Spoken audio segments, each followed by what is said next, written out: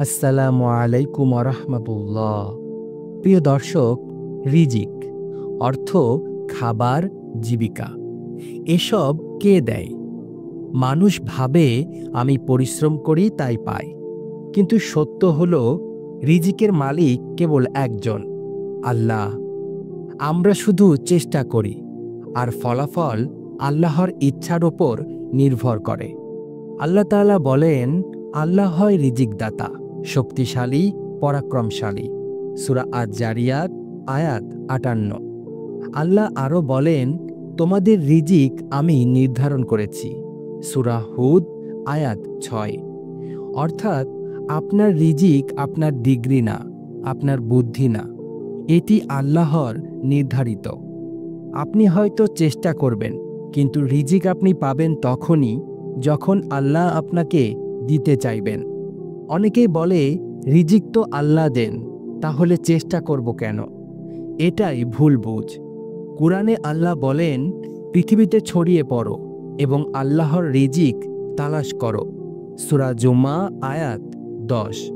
রাসূল সাল্লাল্লাহু আলাইহি ওয়াসাল্লাম বলেন, যদি তোমরা আল্লাহর ওপর তাওয়াক্কুল করো যথার্থভাবে, তবে তিনি যেমন পাখিদের রিজিক দেন, তেমনি তোমাদের রিজিক দেবেন। পাখি সকালবেলা খালি পেটে বের হয় এবং সন্ধ্যায় ভরা পেটে ফিরে আসে। বোঝা গেল পাখিও বসে থাকে না, চেষ্টা করে। আমরা কি পাখির চেয়েও অলস হব? তাওয়াক্কুল মানে অলসতা না। তাওয়াক্কুল মানে হলো পরিশ্রম করো, ফলাফলের চিন্তা আল্লাহর হাতে ছেড়ে দাও। আপনি কাজ করবেন, উদ্যোগ নেবেন, কিন্তু যদি ফল না আসে, হাল ছেড়ে দিবেন না। কারণ ফল আসে আল্লাহর হিকমতে ও সময়ে। আল্লাহ যাকে চান অগণিত রিজিক দেন, আবার কাউকে সীমিত দেন। সূরা আশ-শূরা আয়াত ১২। অনেকে ভাবে টাকা না থাকলে রিজিক কম, চাকরি না থাকলে আমি ব্যর্থ।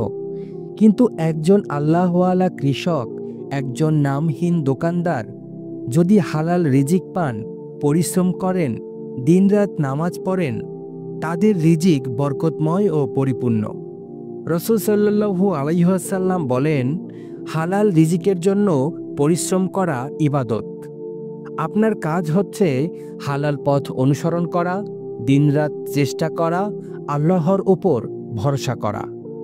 প্রিয় দর্শক, আজ যদি আপনার রিজিক কম মনে হয়, হতাশ হবেন না। দোয়া করুন, পরিশ্রম করুন, হারাম পথ থেকে বাঁচুন। বিশ্বাস রাখুন, আপনার রিজিক কেউ ছিনিয়ে নিতে পারবে না। আল্লাহ বলেন, আকাশ ও পৃথিবীর রিজিকের মালিক তিনি। তোমাদের অন্তর যা ধারণ করে তিনিও তা জানেন। সূরা আয-যারিয়াত আয়াত ২২। হে আল্লাহ, আমাদের হালাল রিজিক দাও, পরিশ্রমের শক্তি দাও, আর তোমার ওপর সত্যিকারের তাওয়াক্কুল দান করো।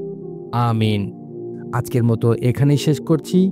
দেখা হবে পরবর্তী ভিডিওতে। সেই পর্যন্ত সবাই ভালো থাকবেন, সুস্থ থাকবেন। আল্লাহ হাফেজ।